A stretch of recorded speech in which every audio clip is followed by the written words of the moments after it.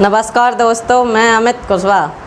कक्षा 10वीं के गणित का अध्याय 13 पृष्ठीय क्षेत्रफल और आयतन की प्रश्नावली 13(1) का पहला सवाल समझाऊंगा। सवाल दिया है,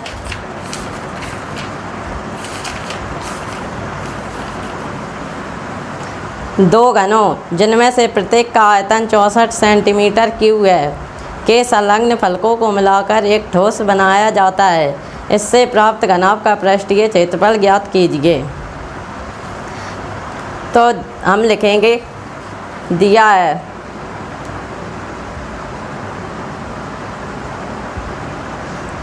सर्वप्रथम हम दो घन बनाएंगे जिनकी माप हमें नहीं दी है।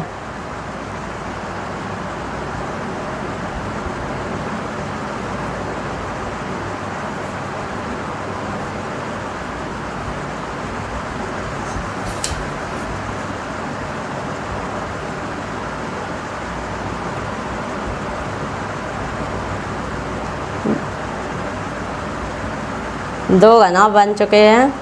अब हम सवाल को आगे बढ़ते हैं। सवाल में दिया है कि प्रत्येक का आयतन 64 सेंटीमीटर क्यूब है। तो हम ये लिख लेंगे, प्रत्येक घन का आयतन बराबर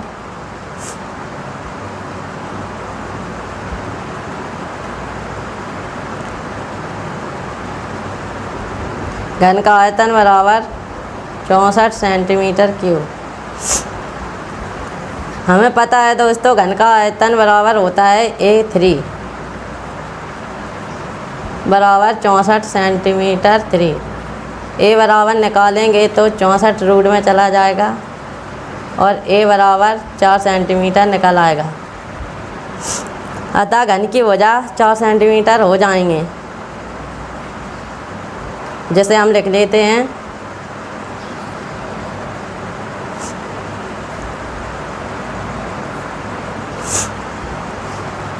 अब प्रश्नानुसार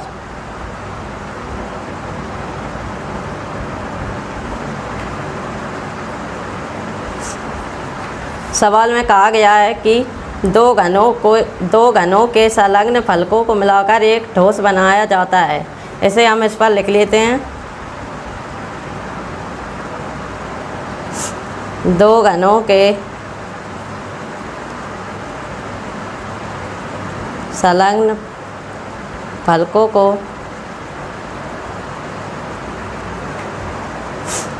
मिलाकर एक ठोस घनाभ बनाया जाता है।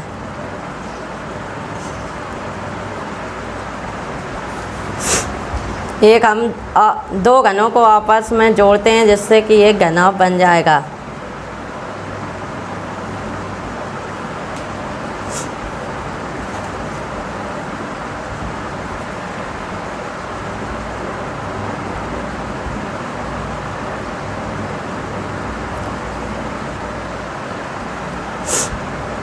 घनाभ बन चुका है। घनाभ की लंबाई हो जाएगी 8 सेंटीमीटर, ऊंचाई हो जाएगी 4 सेंटीमीटर और चौड़ाई हो जाएगी 4 सेंटीमीटर। इसे हम लिख लेते हैं, लंबाई बराबर 8 सेंटीमीटर, चौड़ाई बराबर 4 सेंटीमीटर और ऊंचाई बराबर 4 सेंटीमीटर। अब हम सवाल को पढ़ते हैं पुनः। सवाल में दिया है कि इससे प्राप्त घनाभ का पृष्ठीय क्षेत्रफल ज्ञात कीजिए। हमें पता है घनाभ का पृष्ठीय क्षेत्रफल का सूत्र क्या होता है। तो हम लिखेंगे इसे, घनाभ का पृष्ठीय क्षेत्रफल बराबर पृष्ठीय क्षेत्रफल बराबर 2 कोष्ठक में LB plus BH plus HL। तो 2L का मान दिया है 8 गुणा B बराबर 4 सेंटीमीटर प्लस बी बराबर 4, एच बराबर 4 प्लस एच बराबर 4, एल बराबर 8। इनको गुणा कर देते हैं। 8 चौको 32, 4 चौको 16 प्लस 8 चौको 32। इन्हें जोड़ने पर हो जाएगा 80। तो इनका गुणा करने पर 160 सेंटीमीटर निकल आएगा।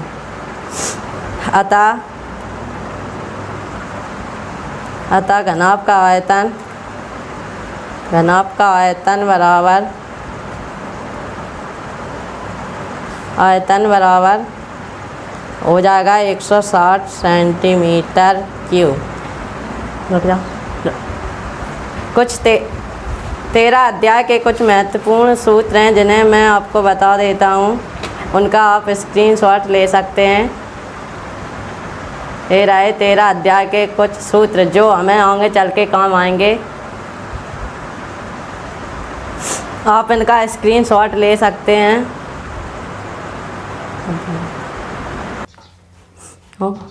दोस्तों, अब हम इसी प्रश्नावली का दूसरा सवाल पढ़ते हैं। कोई बर्तन एक खोखले अर्धगोले के आकार का है जिसके ऊपर एक खोखला बेलन अध्यारोपित है। अर्धगोले का व्यास 14 सेंटीमीटर है और इस बर्तन कोष्ठक पात्र की कुल ऊंचाई 13 सेंटीमीटर है। इस बर्तन का आंतरिक पृष्ठीय क्षेत्रफल ज्ञात कीजिए। सर्वप्रथम हम चित्र बनाएंगे। सर्वप्रथम हमें अर्धगोला बनाना है। अर्धगोले के ऊपर एक खोखला बेलन बनाना है। लिखेंगे दिया है।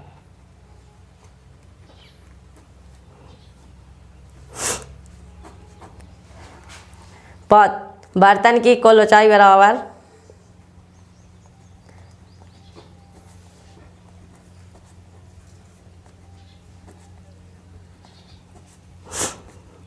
13 सेंटीमीटर। अर्धगोले का व्यास बराबर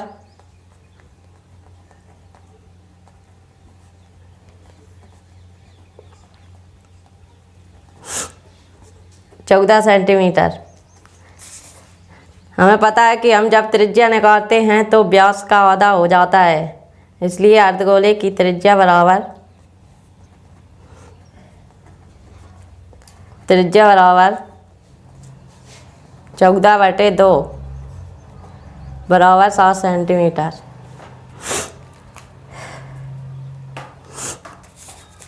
हमें पता है कि अर्धगोले की जितनी त्रिज्या होती है उतनी ही उसकी ऊंचाई होती है। बेलन की त्रिज्या बराबर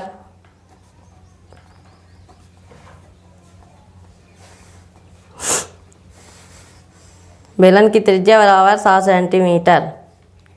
बेलन की ऊंचाई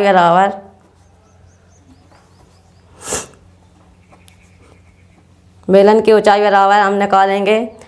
पूरे बर्तन की ऊंचाई दी है 13 सेंटीमीटर और अर्धगोले की है 7 सेंटीमीटर, तो हम पूरे में से अर्धगोले की घटा देंगे। 13 - 7 बराबर 6 सेंटीमीटर।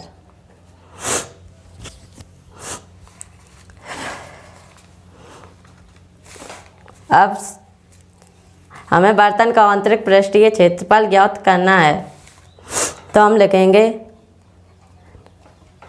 बर्तन का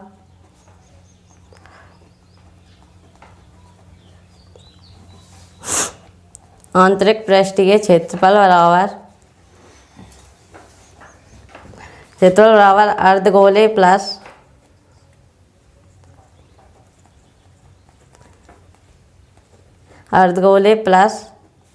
बेलन का पृष्ठीय क्षेत्रफल। हमें पता है कि अर्धगोले का पृष्ठीय क्षेत्रफल होता है 2πr² प्लस बेलन का होता है 2πrh। तो 2π का मान होता है 22/7 और हमें दिया है 7। 2 × 22/7। इसका बेलन की त्रिज्या 7 सेंटीमीटर और ऊंचाई भी 6 सेंटीमीटर है। ये 7 से 7 कट जाएगा, ये 7 से 7। अब बचेगा 22 दूनी 44, 44 गुणा 7 प्लस 22 दूनी 44 गुणा 6। इसे हम गुणा करते हैं तो 7 चौको 28 की 8, हासिल 2, 7 चौको 28 30 प्लस 6 चौको 24 की 4, हौसलाई 2, 6 चौक 24 तो 26। इसे हम जोड़ देंगे तो 572 आ जाएगा सेंटीमीटर स्क्वायर। अतः बर्तन का आंतरिक